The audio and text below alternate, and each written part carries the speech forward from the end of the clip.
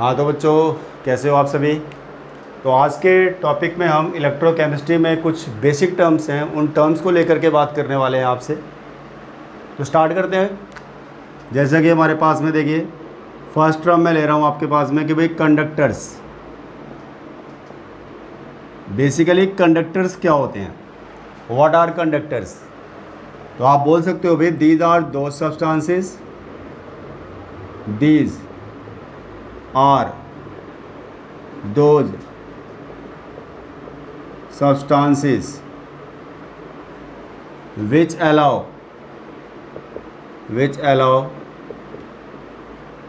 electric current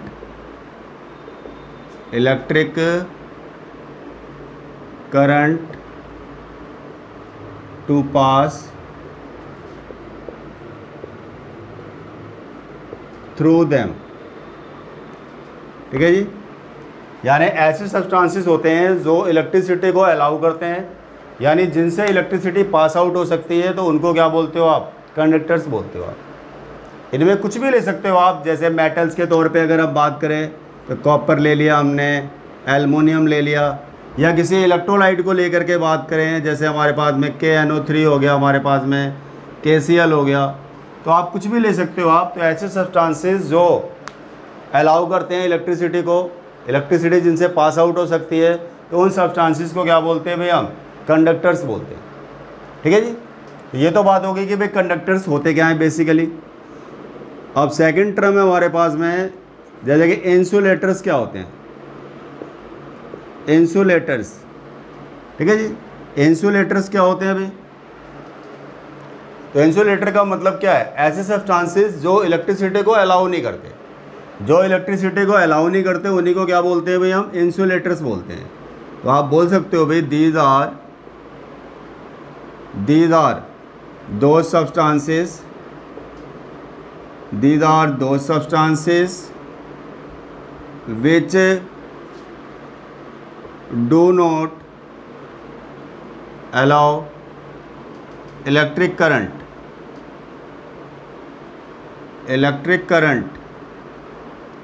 to pass through them।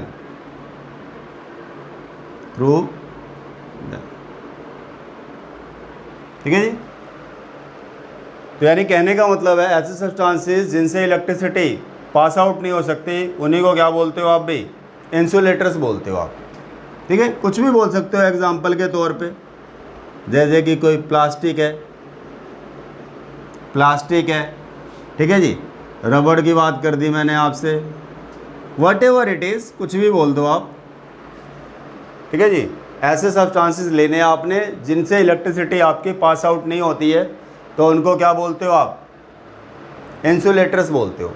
आप would वगैरह कुछ भी एग्जांपल में ले सकते हो आप। आपको पता ही है कि भाई कौन से सब्सटेंसेस ऐसे होते हैं जिनसे इलेक्ट्रिसिटी पास आउट नहीं होती है हमारी। तो ये तो बात होगी कि भाई कंडक्टर्स क्या होते हैं और आपका इंसुलेटर्स क्या होते हैं। अगर हम कंडक्टर्स को फर्दर क्लासीफाई करते हैं, अगर आप कंडक्टर्स को फर्दर क्लासीफाई करते हो आप, तो कंडक्टर्स की दो कैटेगरी बन जाती है। तो आप बोल सकते हो भाई conductors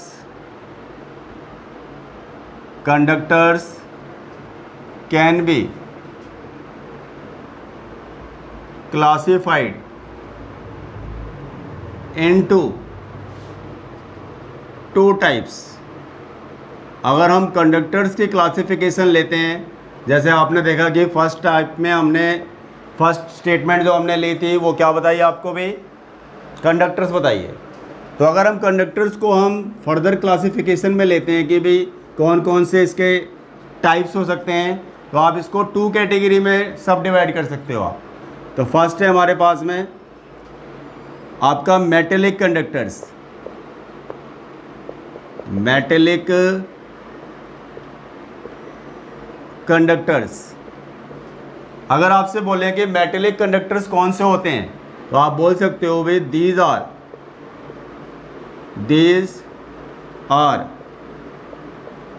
those substances which conduct electricity, which conduct electricity without decomposition, without decomposition. ठीक है जी। अब जैसे एग्जांपल के तौर पे आप मेटल्स वगैरह लेते हो, आप जैसे आपको पता है वायर्स में हमारे पास में इलेक्ट्रिसिटी फ़्लो होती है। ठीक है, जो आप घरों में वायर यूज़ करते हो आप, तो आप उसमें क्या होता है, जैसे एल्युमिनियम, कॉपर, अगर इनकी बात करें तो अगर इनसे इलेक्ट्रिसिटी आपकी गुजरती है, पास आउट होती है, तो किसी भी तरीके का कोई डिकम्पोजिशन होता है वायर के अंदर? नहीं होता है। तो यानी मेरा कहने का मतलब है ऐसे सब्सटेंसेस जिनसे जब इलेक्ट्रिसिटी पास आउट होती है तो वहाँ पे किसी भी तरीके का कोई डिकम्पोजिशन ना हो, तो आप उस कैटेगरी के केस में जो आप कंडक्टर्स बोलते हो, तो आप वो कौन से कंडक्टर होते हैं जी? मेटेलिक कंडक्टर्स होते हैं। अब इसमें अगर आपसे बोलता है भाई करंट कैरियर्स क्या हैं, अगर आपसे कोई बोलता है कि भाई करंट कैरियर्स बताइए, आप किसकी वजह से करंट आपकी फ्लो हो रही है, तो करंट कैरियर्स क्या होते हैं आपके पास में? यहाँ बोलोगे इलेक्ट्रॉन्स। करंट कैरियर्स क्या होते हैं? इलेक्ट्रॉन्स। ठीक है जी। तो इलेक्ट्रॉन्स की वजह से आपके पास वो सब्सटेंस, किसी के बारे में भी बात कर रहे हो, चाहे एल्युमिनियम की बात कर रहे हो, चाहे कॉपर की बात कर रहे हो, वो इलेक्ट्रिसिटी कंडक्ट क्यों कर रहा है? क्योंकि उसके अंदर से इलेक्ट्रॉन फ्लो हो रहे हैं। तो यानी करंट कैरियर्स बोलेंगे अगर मेटेलिक कंडक्टर्स के केस में, तो वो क्या होते हैं हमारे? आप बोलोगे इलेक्ट्रॉन्स होते हैं। तो ये हमारी फर्स्ट कैटेगरी हो गई कंडक्टर्स की, कि जिसमें आप बताते हो कि भाई ऐसा कोई सब्सटेंस जिससे अगर इलेक्ट्रिसिटी पास आउट हो रही है तो वहाँ पे कोई डिकम्पोजिशन हमें देखने को नहीं मिल रहा है। आप सेकंड कैटेगरी की बात करते हो, अगर आप सेकंड कैटेगरी की बात करते हो अगर आप, तो उसमें आ जाते हैं हमारे पास इलेक्ट्रोलाइटिक कंडक्टर्स। इलेक्ट्रोलाइटिक कंडक्टर्स, इनको हम क्लास 1 या क्लास 2 कंडक्टर्स भी बोल सकते हो आप इसको अगर आप चाहो तो मेटेलिक कंडक्टर्स को आप लिख सकते हो भाई क्लास 1 कंडक्टर्स। ठीक है जी। इसको आप इलेक्ट्रोनैटिक कंडक्टर्स को लिख सकते हो आप क्लास 2 कंडक्टर्स, एक ही बात हो जाती है। ठीक है जी। तो मैं आपसे बात कर रहा था इलेक्ट्रोलाइटिक कंडक्टर्स कौन से होते हैं, व्हाट आर इलेक्ट्रोलाइटिक कंडक्टर्स। ठीक है जी। तो आप बोल सकते हो भाई these are those substances, these are, आप बोलोगे दो substances, these are those substances which conduct electricity, which conduct electricity। ठीक है जी। with the decomposition of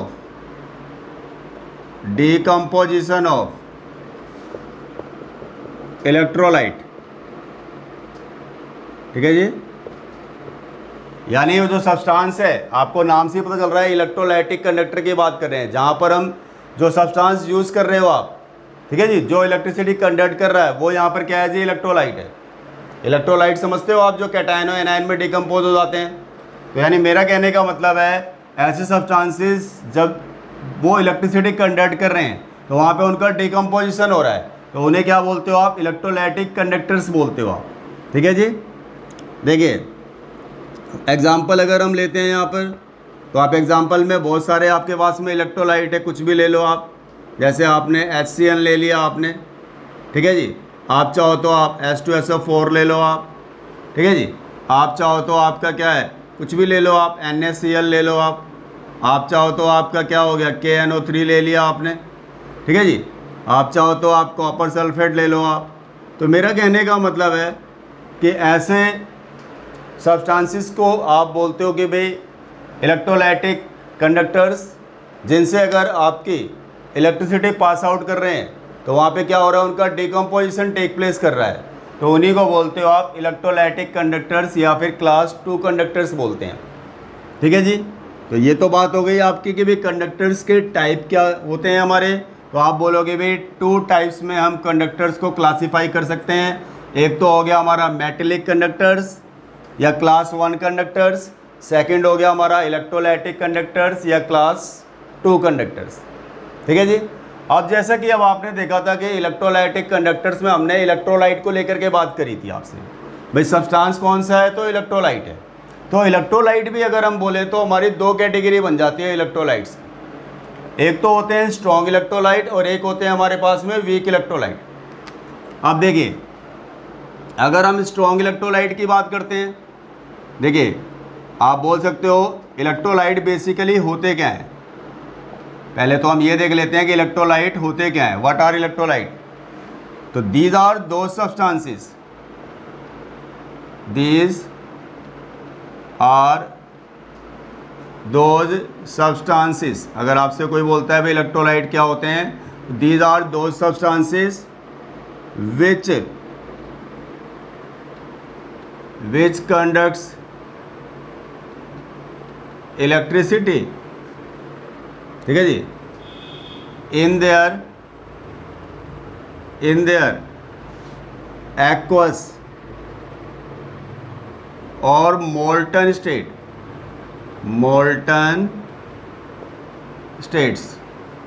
तो ऐसे सब्सटेंसेस जो इलेक्ट्रिसिटी को कंडक्ट करते हैं अपनी एक्वस फॉर्म में या अपनी मोल्टन फॉर्म में, तो उनको क्या बोलते हो आप भाई? आर कॉल्ड, आप क्या बोलते हो इनको भाई? इलेक्ट्रोलाइट। Are called electrolyte. ठीक है जी। तो आपके वो क्या कहलाते हैं? हमारे इलेक्ट्रोलाइट कहलाते हैं। क्लियर होगी बात? कुछ भी एग्जाम्पल में डाल दो आप, जैसे कि आपका हो गया KCl हो गया हमारा। ठीक है जी। अगर आपसे मैं बोलूँ कि PbNO3 हो गया हमारा, ठीक है जी, तो आप बोलेंगे ये सारे क्या है हमारे पास में? इलेक्ट्रोलाइट्स हैं। तो ऐसे सब्सटेंसेस जो इलेक्ट्रिसिटी कंडक्ट करते हैं इन देयर एक्वस और मोल्टन स्टेट आर कॉल्ड, आप बोलोगे भाई इलेक्ट्रोलाइट है वो। अब देखिए, अगर आपसे बोलते हैं नॉन इलेक्ट्रोलाइट की बात करते हैं, नॉन इलेक्ट्रोलाइट की बात करते हैं भाई, नॉन इलेक्ट्रोलाइट कौन से होंगे? तो आप बोल सकते हो भाई these are those substances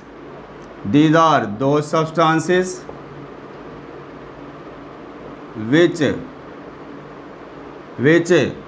do not conduct electricity, which do not, आप बोलोगे conduct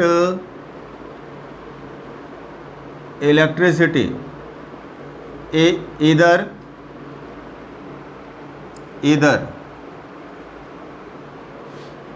in their aqueous state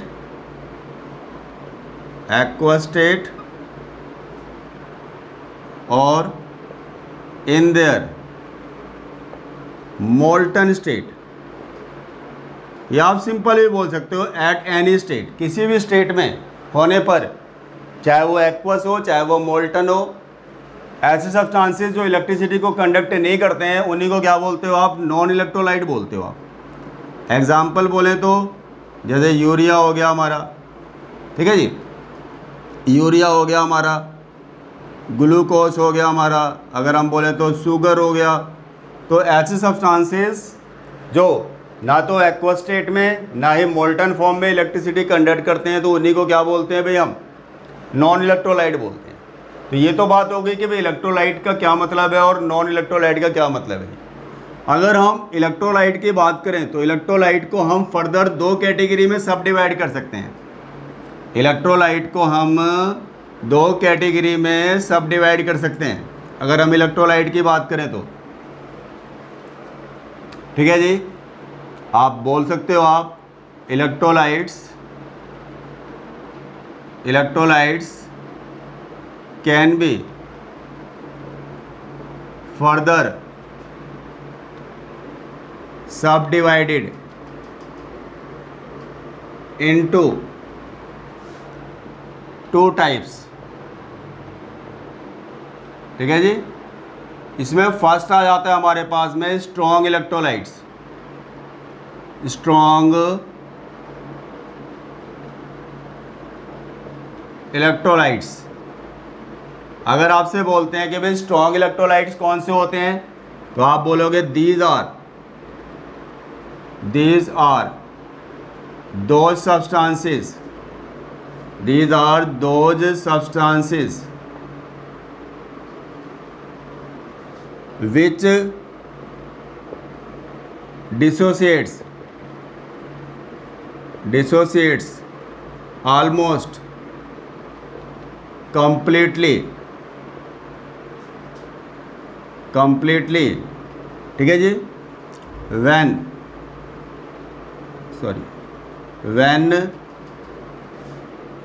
electricity passes through them, ठीक है जी, their degree of, अच्छा आप कह सकते हो भाई, ऐसे ही बोल सकते हो they conducts electricity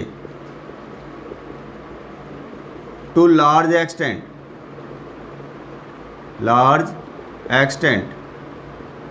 ठीक है जी, क्योंकि उनका डिग्री ऑफ आयोनाइजेशन कैसा होता है, हाई होता है, यानी कि आसानी से आयंस में टूट रहे होते हैं अगर स्ट्रॉन्ग इलेक्ट्रोलाइट की बात करते हैं तो, ठीक है जी, जो कंप्लीटली डिसोसिएट हो जाते हैं अगर इलेक्ट्रिसिटी उनसे पास आउट करा रहे हैं हम, तो ऐसे सब्सटेंसेस को क्या बोलते हो आप, स्ट्रॉन्ग इलेक्ट्रोलाइट्स बोलते हो आप। जैसे कि एग्जांपल आपका H2SO4, ठीक है जी, और एग्जांपल जैसे आपका HCl, और एग्जांपल जैसे कि KCl, और एग्जांपल अब आपसे देते हैं तो जैसे NaOH हो गया हमारा। तो मेरा कहने का मतलब है ऐसे सब्सटेंसेस जो पूरी तरीके से आयंस में टूट जाते हैं, जिनका डिग्री ऑफ डिसोसिएशन क्या होता है, हाई होता है, तो उस कंडीशन में, ठीक है जी, वो लार्ज एक्सटेंट पे इलेक्ट्रिसिटी को कंडक्ट करते हैं और उन्हीं को क्या बोलते हैं भाई, हम स्ट्रॉन्ग इलेक्ट्रोलाइट्स बोलते हैं, ठीक है जी। आगे हम और भी डिटेल में बात करेंगे, फिलहाल आपको मैं स्टेटमेंट्स वगैरह क्लियर कर रहा हूँ कि जब ये टर्म्स हमारी कहीं पे नज़र आएंगी तो इसका क्या मतलब होगा, आपके दिमाग में वो चीज़ आनी चाहिए। तो स्ट्रॉन्ग इलेक्ट्रोलाइट किनको बोलते हो, जिनका डिग्री ऑफ आयोनाइजेशन क्या होता है, बोलेंगे हाई होता है, और अगर इलेक्ट्रिसिटी कंडक्ट करने की बात करें तो वो लार्ज एक्सटेंट पे इलेक्ट्रिसिटी को कंडक्ट करते हैं, ठीक है जी। तो उनको क्या बोलते हो आप भाई, स्ट्रॉन्ग इलेक्ट्रोलाइट बोलते हो आप। क्या बोलते हो आप उनको, स्ट्रॉन्ग इलेक्ट्रोलाइट बोलते हो। अब मैं आपसे बात करता हूँ वीक इलेक्ट्रोलाइट्स की। तो अब आगे हमारे पास में बात आ रही है हमारी, वीक इलेक्ट्रोलाइट्स कौन से होते हैं, वीक इलेक्ट्रोलाइट्स कौन से होते हैं, ठीक है जी। अगर हम वीक इलेक्ट्रोलाइट्स की बात करते हैं, सेकंड टाइप को लेकर के बात करते हैं, तो वीक इलेक्ट्रोलाइट्स का मतलब क्या है, देखिए, दीज आर दो सब्सटेंसेस, ठीक है जी, वोज डिग्री ऑफ, ठीक है जी, ionisation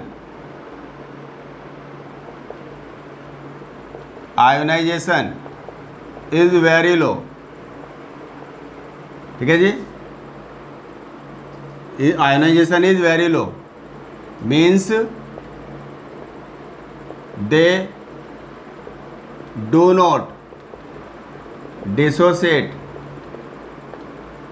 completely,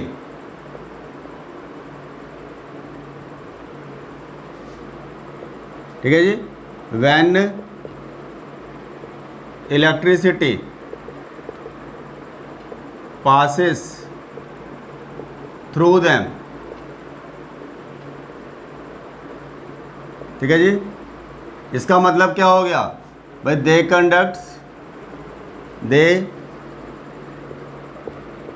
conducts electricity to small extent, ठीक है जी।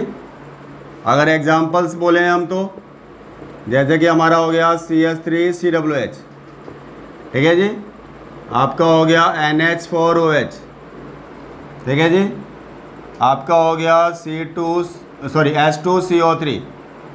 H2CO3 कार्बोनिक एसिड बोलते हैं इसको हम, ठीक है जी। जैसे हो गया H3PO4, ठीक है। तो कई एग्जांपल्स हैं हमारे वीक इलेक्ट्रोलाइट के केस में। तो आप देख सकते हो कि भाई वीक इलेक्ट्रोलाइट में मैंने क्या बताया आपको, ऐसे सब्सटेंसेस जिनका डिग्री ऑफ आयोनाइजेशन कैसा होता है, लो होता है, और जो, ठीक है जी, डिसोसिएट नहीं हो पाते कंप्लीटली जब इलेक्ट्रिसिटी उनसे पास आउट हो रही है। यानी कि अगर हम बात करते हैं तो दे कंडक्ट इलेक्ट्रिसिटी टू, हम बोल सकते हैं भाई स्मॉल एक्सटेंट। तो ये तो बात हो गई आपके पास कि स्ट्रॉन्ग इलेक्ट्रोलाइट्स क्या होते हैं और वीक इलेक्ट्रोलाइट्स क्या होते हैं, ठीक है जी। इतनी बात आपको समझ में आ गई होगी। अब एक छोटा सा डिफरेंस ले लेते हैं हम, एक छोटा सा डिफरेंस और नोट कर लेते हैं। किसके भी केस में, आपका मेटेलिक कंडक्टर्स और इलेक्ट्रोलाइटिक कंडक्टर्स के केस में। तो अब आपसे मैं बात करने जा रहा हूँ डिफरेंस बिटवीन, आप बोल सकते हो मेटेलिक कंडक्टर्स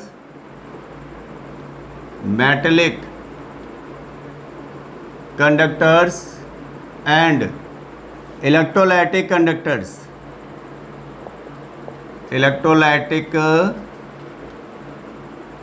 कंडक्टर्स, इन दोनों के बीच में एक डिफरेंस लेना है हमारे को। अब जैसे मैं आपसे बात कर रहा हूँ मेटेलिक के ऊपर बात करनी है हमारे को, मेटेलिक कंडक्टर, और सेकंड कौन सा लेना है हमने भाई, इलेक्ट्रोलाइटिक कंडक्टर्स,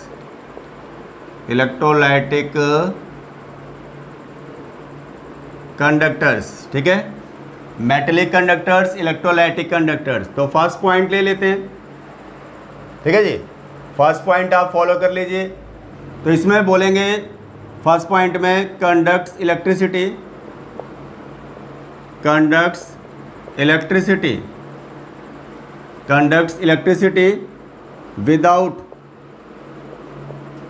विदाउट आप बोल सकते हो क्या जी हमारा, डिकम्पोजिशन, विदाउट डिकम्पोजिशन, ठीक है जी। इसका फर्स्ट पॉइंट आपका क्या हो सकता है, इसका अपोजिट हो जाएगा, आप बोलोगे कंडक्ट्स इलेक्ट्रिसिटी, ठीक है जी, with decomposition, conducts electricity with decomposition. इसका सेकंड पॉइंट बोल सकते हो आप, ठीक है जी, current flows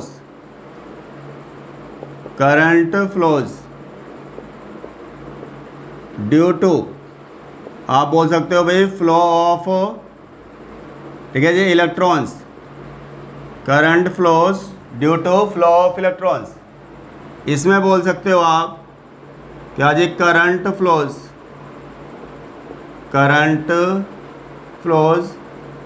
due to flow of ions. इसमें बोल सकते हो आप थर्ड पॉइंट मेटेलिक में इलेक्ट्रिकल कंडक्टेंस की बात कर रहे हैं, इलेक्ट्रिकल कंडक्टेंस, ठीक है जी, decreases with the increase in temperature,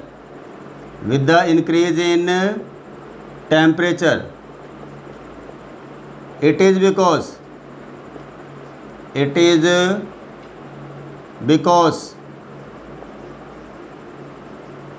ठीक है जी, kernels produce hindrance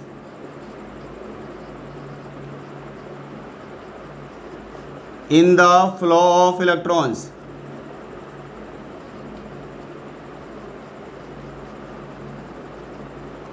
यानी मेटल्स के केस में जो आपके पास में जो पॉजिटिवली चार्ज जो सेंटर होता है, पॉजिटिवली चार्ज आयंस होते हैं, उन्हीं को बोलते हो कर्नल्स। वो वाइब्रेट करने लग जाते हैं, जो इलेक्ट्रॉन से टकराएंगे तो इलेक्ट्रॉन स्मूथली फ्लो नहीं कर पाएगा। तो आपको बोल रहे हैं कर्नल्स, यानी कि जो पॉजिटिवली चार्ज सेंटर होता है आपका एटम के अंदर, तो वो कर्नल्स क्या होते हैं, वो वाइब्रेट करने लग जाते हैं, जिसकी वजह से इलेक्ट्रॉन के फ्लो में क्या आ जाती है, रुकावट आ जाती है। यानी हिंड्रेंस का मतलब होता है रुकावट आना। इलेक्ट्रॉन के फ्लो में रुकावट आ रही है, इसी वजह से इलेक्ट्रिकल कंडक्टेंस क्या हो रही है, डिक्रीज हो रही है। अब आपका इसका थर्ड पॉइंट आप बोलोगे electrical conductance, electrical conductance, electrical conductance increases, electrical conductance increases with the increase in temperature, with the आप बोलेंगे increase in temperature as degree of ionization increases, when temperature increases, when temperature increases, hence electrical conductance increases, electrical conductance increases। ठीक है जी, तो ये हमारे third point हो गया। क्योंकि एक्चुअली में अगर आप बात करते हो इलेक्ट्रोलाइटिक कंडक्टर्स की, तो इसमें हमें इलेक्ट्रिकल कंडक्टेंस के लिए आयंस चाहिए होते हैं भाई। जितने मतलब बोलेंगे कि हम डिग्री ऑफ आयनाइजेशन बढ़ेगा हमारा, जितनी आसानी से वो आपका इलेक्ट्रोलाइट आयंस में टूटेगा, आयंस प्रोड्यूस करेगा, तो उसी आयंस की वजह से तो हमारे को इलेक्ट्रिकल कंडक्टेंस मिल रही है।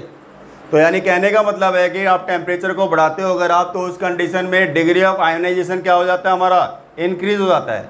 तो ज़्यादा आयन आपके पास में क्या हो रहे हैं, प्रोड्यूस हो रहे हैं, आयोनाइजेशन हो रहा है इलेक्ट्रोलाइट का। तो उस कंडीशन में आप बोलेंगे कि इलेक्ट्रिकल कंडक्टेंस की वैल्यू क्या हो रही है, इंक्रीज हो रही है। अब मैं आपसे बात करता हूँ, इसका एक पॉइंट और ले लेते हैं हम। तो हमारे 3 पॉइंट्स हो गए। फोर्थ पॉइंट की बात कर रहा हूँ आपसे, resistance. Resistance is due two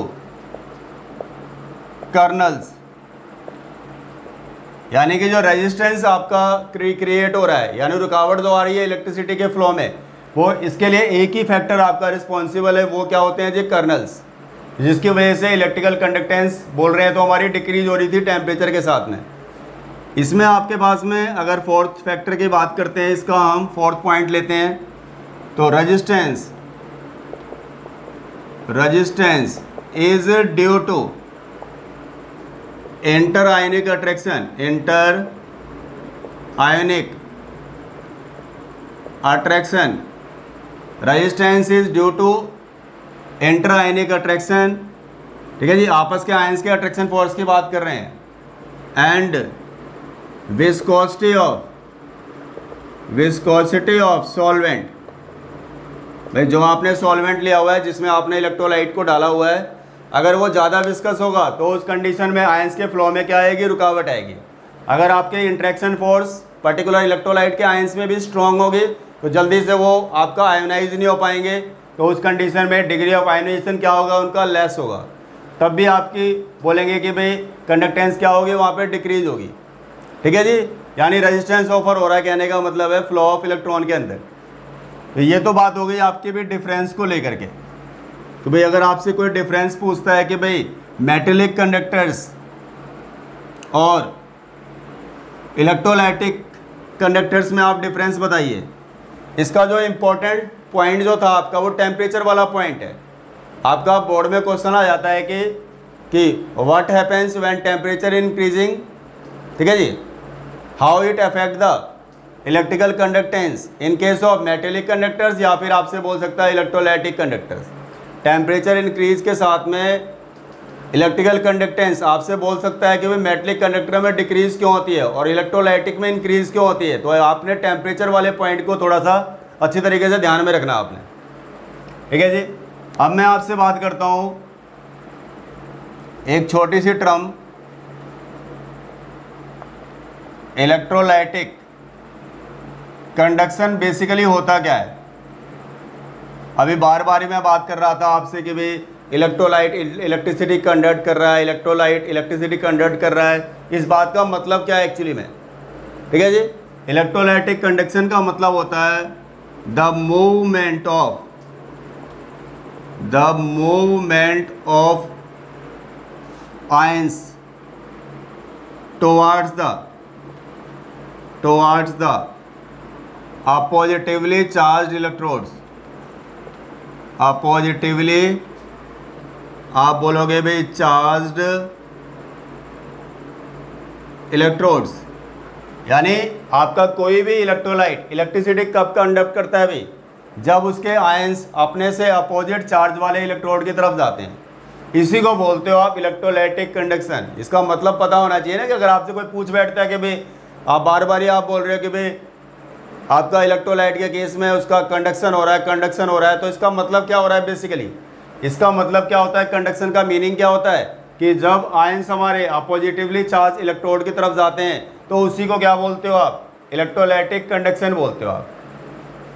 is called, आप क्या बोलोगे इसी को भाई, इलेक्ट्रोलाइटिक कंडक्शन, इलेक्ट्रोलाइटिक कंडक्शन। ठीक है जी, तो बात समझ में आ गई होगी इलेक्ट्रोलाइटिक कंडक्शन का क्या मतलब है। अब मैं आपसे बात करना चाहता हूं कि भाई फैक्टर्स कौन कौन से हैं जो इलेक्ट्रोलाइटिक कंडक्शन के ऊपर अपना इफेक्ट डालते हैं। तब आप बोल रहे हो भाई फैक्टर्स ऑन विच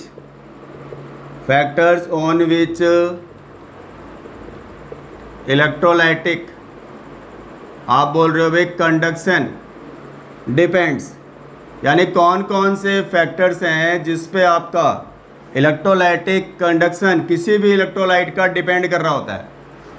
ठीक है जी, तो फर्स्ट फैक्टर हो गया हमारा, इसमें आप बात कर सकते हो आप नेचर ऑफ इलेक्ट्रोलाइट की, नेचर ऑफ इलेक्ट्रोलाइट।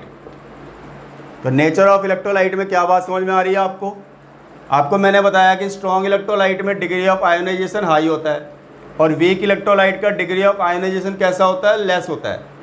तो यानी अगर हमारा इलेक्ट्रोलाइट स्ट्रॉन्ग होगा तो ज़्यादा इलेक्ट्रिसिटी कंडक्ट करेगा, अगर इलेक्ट्रोलाइट वीक होगा तो उसका डिग्री ऑफ आयोनाइजेशन लेस होने की वजह से उसकी इलेक्ट्रिसिटी कंडक्ट करने की टेंडेंसी क्या होगी, लेस होगी जी, सिंपल सी बात है।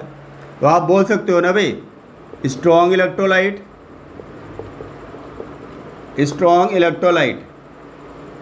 Conducts electricity to large extent,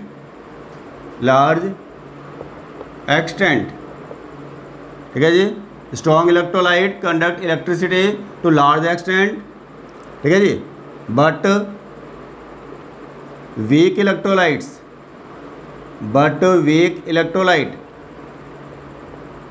ठीक है जी, कंडक्ट्स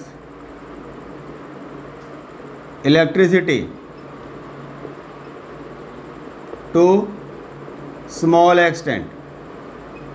अब ज़्यादा लैंग्वेज में इसलिए नहीं नोट करना चाहता कि छोटे छोटे पॉइंट हैं, ज़्यादा डिटेल में नहीं फॉलो कर रहा, आप इसको समझ गए हो आप कि अगर आपको लैंग्वेज बढ़ानी हो तो आप बढ़ा सकते हो भैया, क्योंकि स्ट्रॉन्ग इलेक्ट्रोलाइट के केस में आप बोलोगे डिग्री ऑफ आयनाइजेशन कैसा होता है, बोलेंगे तो हाई होता है। ठीक है जी, डिग्री ऑफ आयनाइजेशन क्या होता है, हाई होता है, उनका कंप्लीट डिस्ट्रीब्यूशन हो जाता है हमारा, जिसकी वजह से आप बोल रहे हो इलेक्ट्रिकल कंडक्टिविटी स्ट्रॉन्ग में हम ज़्यादा बता रहे हैं आपको, और वीक में डिग्री ऑफ आयनाइजेशन कैसा हमारा, लेस है, उसका अगर बोले तो वो कंप्लीटली डिसोसिएट नहीं हो रहा। ठीक है जी, तो जिसकी वजह से इलेक्ट्रिसिटी कंडक्ट करने की टेंडेंसी क्या होती है, वीक वाले की बोल रहे हैं लेस होती है।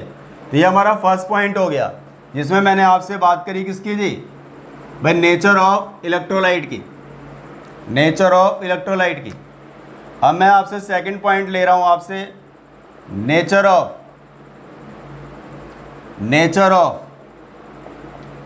Solvent, nature of solvent. तो आप बोलेंगे इसमें देखिए electrolytes dissociates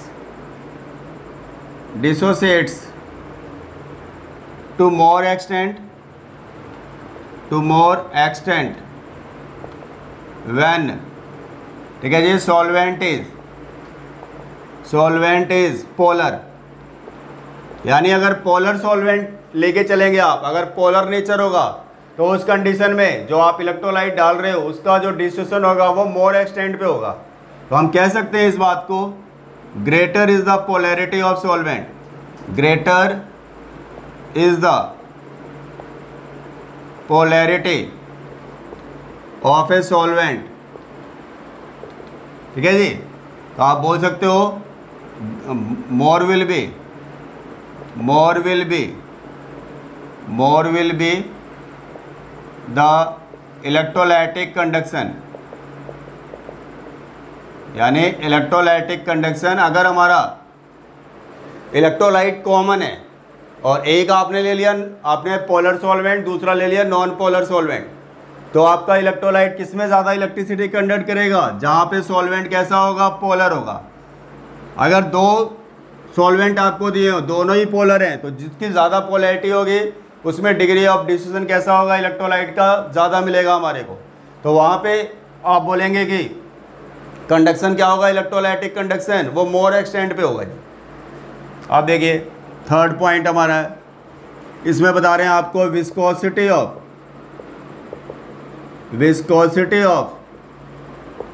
solvent, viscosity of solvent. अब जितना ज़्यादा विस्कस सॉल्वेंट होगा, विस्कस का मतलब समझ रहे हो आप? गाढ़ा, जिसमें गाढ़ापन होता है, कहने का मतलब है जो ज़्यादा रेजिस्टेंस ऑफर करता है, जिसका जल्दी फ्लो नहीं होता। तो अगर आपके पास में सॉल्वेंट कैसा होता है? हाईली विस्कस होगा, तो उस कंडीशन में आयंस को मूव करने में, मोबिलिटी ऑफ आयन की बात करेंगे तो वो डिक्रीज हो जाएगी, आयंस आपका रैपिडली यानी कि फ्लो नहीं कर पाएंगे। तो आप बोल सकते हो viscosity of solvent greater is the viscosity of solvent, ठीक है जी। Greater is the viscosity of solvent, आप बोलोगे lesser will be the electrolytic conduction as mobility of ion decreases, mobility of ions decreases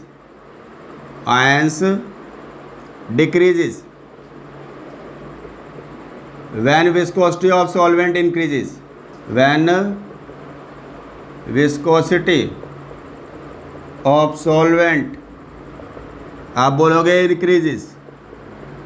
तो ये बात हो गई हमारी। नेक्स्ट फैक्टर लेते हैं हम। नेक्स्ट फैक्टर है हमारा, आप देखिए इसमें हम बात कर सकते हैं भाई टेम्परेचर की। तो आपको पता है कि टेम्परेचर से क्या होता है? डिग्री ऑफ आयोनाइजेशन इलेक्ट्रोलाइट का बढ़ता है, तो जिसकी वजह से, ठीक है जी, मोर आयंस प्रोड्यूस होंगे, और जितने मोर आयंस प्रोड्यूस होंगे तो उस कंडीशन में बोलेंगे कि भाई हम कंडक्टिविटी क्या हो रही है? इलेक्ट्रोलाइटिक कंडक्टेंस की बात कर रहे हैं, तो वो इंक्रीज हो रही है। तो अगर आपसे बात करते हैं यहाँ पे, तो आप बोल सकते हो with the increase in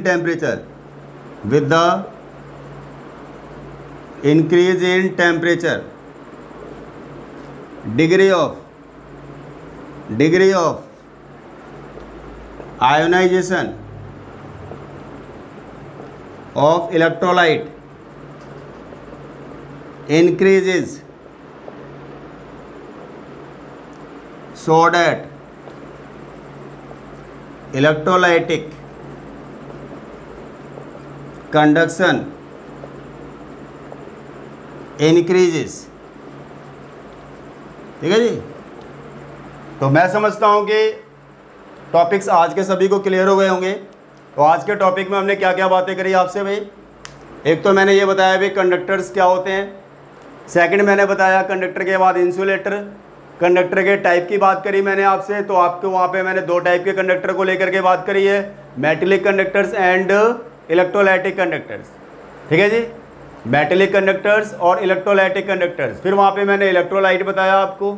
electrolyte कौन कौन से होते हैं भाई? स्ट्रॉन्ग एंड वीक इलेक्ट्रोलाइट, दो टाइप के इलेक्ट्रोलाइट होते हैं। इसके बाद मैंने आपसे बात करी कि भाई आपका इलेक्ट्रोलाइटिक कंडक्शन क्या होता है, उसके फैक्टर्स क्या होते हैं। मेटेलिक और इलेक्ट्रोलाइटिक में डिफरेंस देखा हमने।